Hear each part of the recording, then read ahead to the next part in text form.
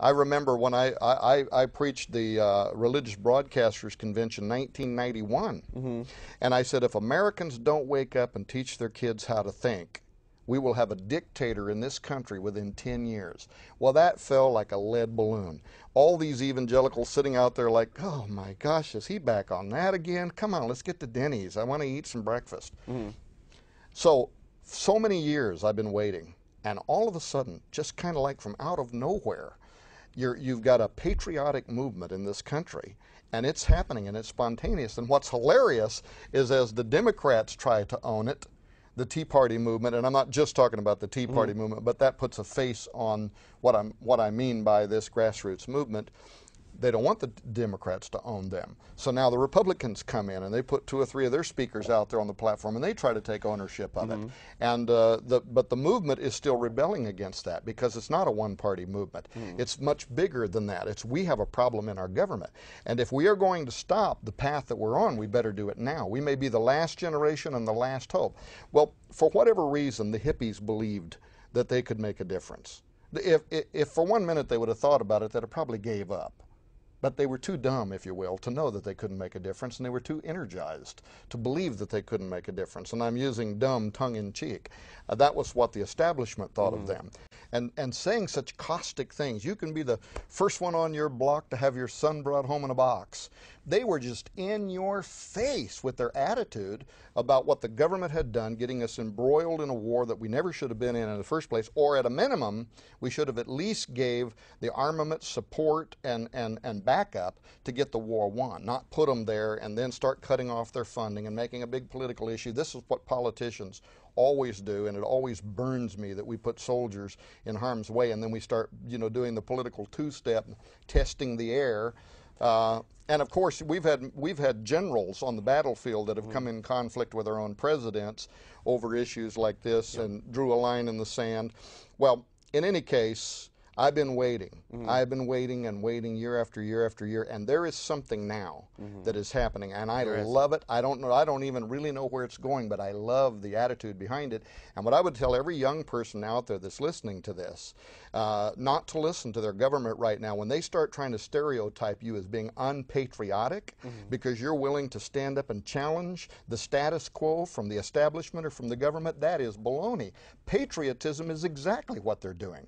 Patriotism is standing up in defense. When we broke away from a dictatorship known as Great Britain and came here, that's what we fought and died for. Our liberty, our freedom, the right to say what I want to say. Obviously, restrictions. You don't run into a giant building screaming fire, fire, where somebody's going to get hurt. But I love what's happening, Alex, and it's your generation. To me, it is the coolest thing I have seen in a very long time. I'm glad that people are finally waking up, and they're not going to take it anymore. Well, that's a very good thing. This is a very unique time to be alive. Instead of looking back at the past, wishing that it was late 60s again, which some people do, I don't believe that in this car of life, in this journey of life that we're on, that we could spend our lives looking in the rearview mirror. We can only go forward. And as we talked about earlier with the potential future, it's like being in a semi going 90 miles an hour and there's a cliff ahead, and unless we turn that wheel and go either left or right, we're not going to avert crashing over the cliff. And so that's definitely how it feels right now. This is actually much more critical than the late 60s. And thankfully, you have many more tools. In the 60s, not even very many people had a television. Look at what we have now. We've got Twitter, Facebook, YouTube, the internet. Right. You're here doing a television show.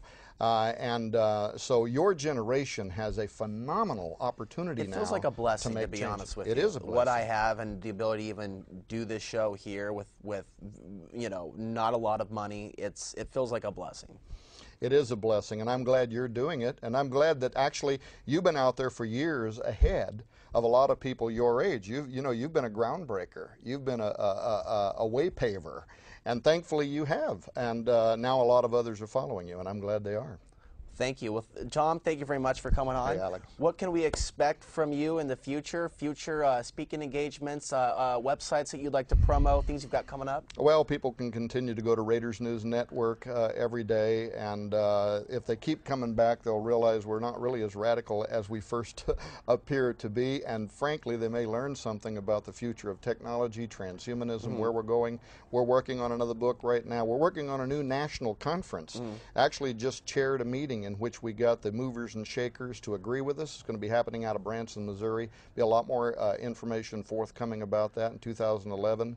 Also, there's a new artist movement called Artist Expressway, and they can go to YouTube right now and type in Tea Party National Anthem or something like that, or go to artistexpressway.com and see one of the first YouTubes up there called Freedom. And here again, it's artists who are taking the very issues that you're talking about, but they're not talented to do television. Their talent is singing or playing an instrument.